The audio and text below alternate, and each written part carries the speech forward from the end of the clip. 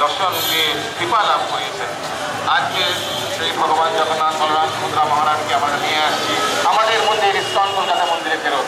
ভক্তগণ আপনারা প্রত্যেক দিন ভগবানের দর্শন করতে পারেন, প্রত্যেক দিন রাধা গোবিন্দের দর্শন করতে পারেন। আসুন আমাদের কলকাতা ইস্কন মন্দিরে আসুন। মিন্টু পার্কের ঠিক পেছনে আমাদের হচ্ছে কলকাতা ইস্কন মন্দির। এটি হচ্ছে ইস্কনের সবচেয়ে প্রথম ভারতে মন্দির, ইস্কন কলকাতা মন্দির। ভক্তগণ জগৎগুরু শিল প্রভুপাদের কৃপায় চৈতন্য মহাপ্রভুর ভবিষ্যৎবাণী যে পৃথিবীতে আছে যত নগরাদি গ্রাম সর্বত্র প্রচার হইবে মোর নাম, আমরা দেখছি এটা কিভাবে সফল হয়ে পড়েছে।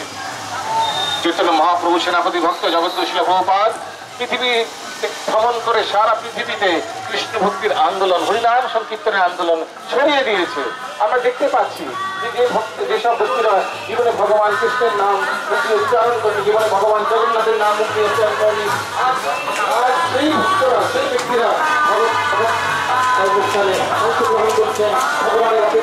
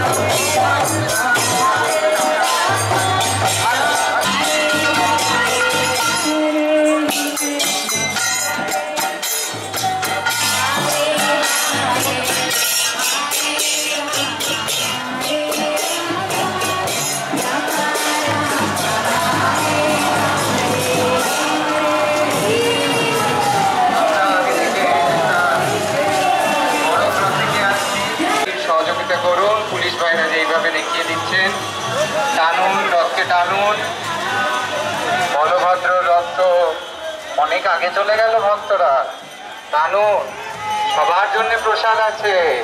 হ্যাঁ, সবার জন্য প্রসাদ আছে। টানুন টানুন টানুন, টেনে নিয়ে চলুন। আহা আহা, কি আনন্দ! আজ আজ কি আনন্দ! আজ ভগবান বেরিয়েছেন জনসাধারণের মধ্যে সবার।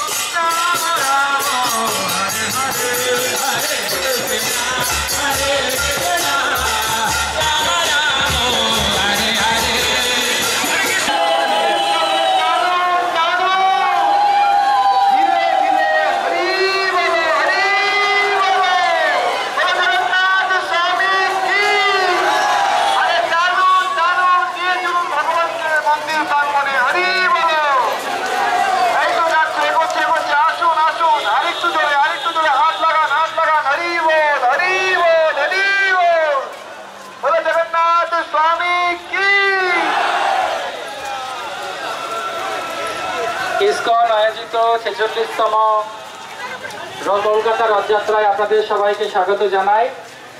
আজ 7 দিন ব্যাপী গুন্ডিচায় ভগবান জগন্নাথ বলদেব সুভদ্রা এবং সুদর্শনের অধিবেশনের পরে আজ প্রভু তার মন্দির রথ সিংহাসনে আবার আরোহণ করার জন্য এগিয়ে চলেছেন।